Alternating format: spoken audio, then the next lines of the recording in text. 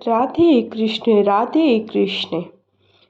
तो आज मैं आप सबके लिए एक प्रेरक कहानी लेकर के आई हूँ, जो कि शिव भक्त एक चिड़िया की कहानी है। बहुत ही रोचक कहानी है।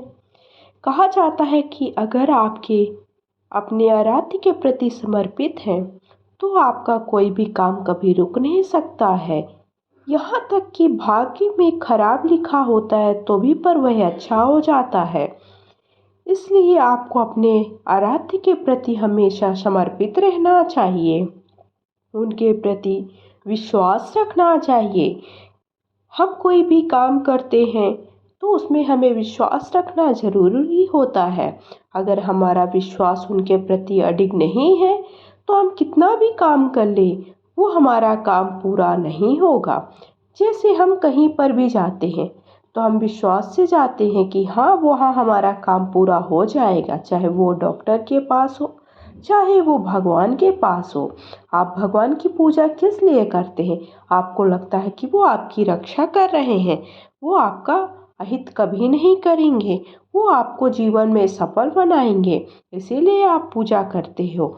तो इसी प्रकार आपको अपने जो भी काम करते हो उसमें विश्वास रखना और आराध्य होना बहुत ही ज़्यादा ज़रूरी होता है।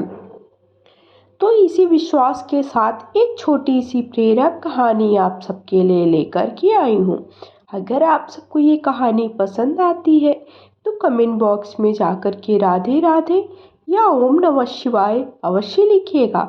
श्रावण का पवित्र महीना चल रहा है, तो आप गलती से भी ओम नमः शिवाय बोलते या लिखते हो तो आपके सारे काम पूरे हो जाएंगे। आपकी हर मनोकामना, हर इच्छा भगवान भोलेनाथ पूरी करेंगे। क्योंकि गलती से भी अगर हम उनका पूजन करते हैं, उनको मानते हैं, उन पर विश्वास रखते हैं, उनकी श्रद्धा करते हैं, तो वो आपके सारे काम पूरे करते हैं, आपके सारी गलतियों को माफ़ करते हैं। तो बोलिए हर हर महादेव। अब मैं कहानी प्रारंभ करती हूँ। कहानी प्रारंभ करने के पहले एक बात ज़रूर बोलना चाहूँगी, कहानी बीच में मत छोड़िएगा, क्योंकि इसे अधूरा छोड़ने से आपको पुण्य की जगह पाप भी लग सकता है। साथ ही साथ पहली बार चैनल पे आए हैं तो चैनल को सब्सक्राइब करके बेल आइकन को ज़रूर दबाइएगा। बोलिए हर हर महादेव।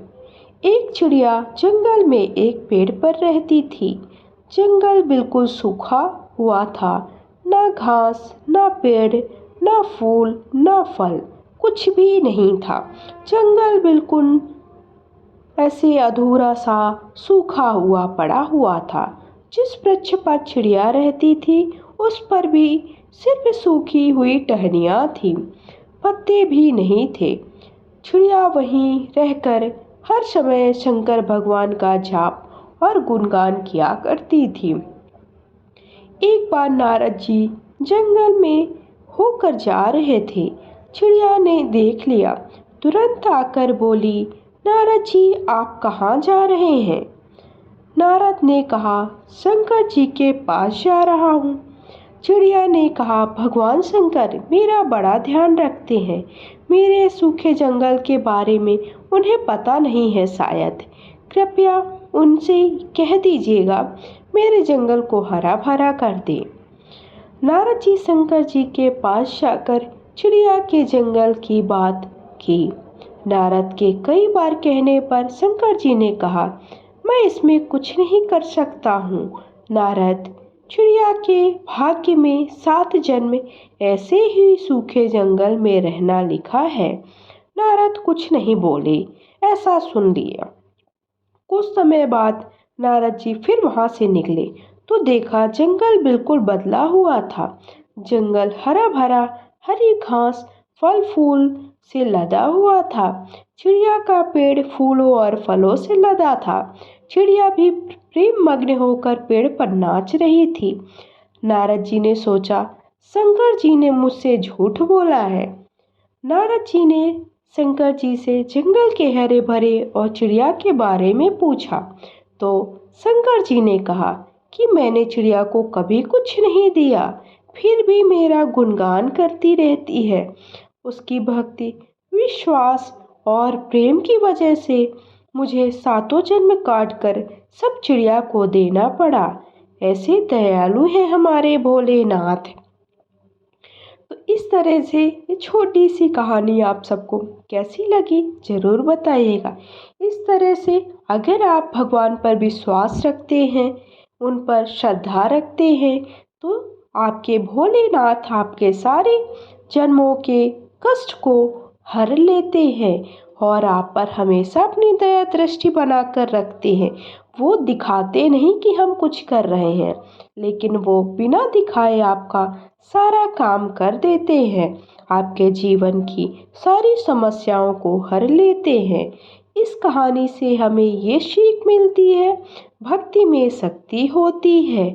अगर आप अपने आराध्य के प्रति समर्पित हैं, तो आपका कोई भी काम कभी भी नहीं रुकेगा। यहाँ तक कि भाग्य में लिखा हुआ गलत भी अच्छा हो जाता है। इसलिए थोड़ा सा वक्त निकाल करके आप सबको भगवान की श्रद्धा में, भगवान की प्रेम में, उनके विश्वास में अपने आपको थोड़ा सा समय ज़रूर देना चाहिए। आप भले आप ज़्यादा पूजा पाठ ना करें, पर थोड़ा सा समय, जितना समय आप पर के पास हो उतना समय निकाल कर उनकी भक्ति ज़रूर करिएगा। आपका विश्वास और बढ़ेगा और आपके सारे काम सफल होंगे।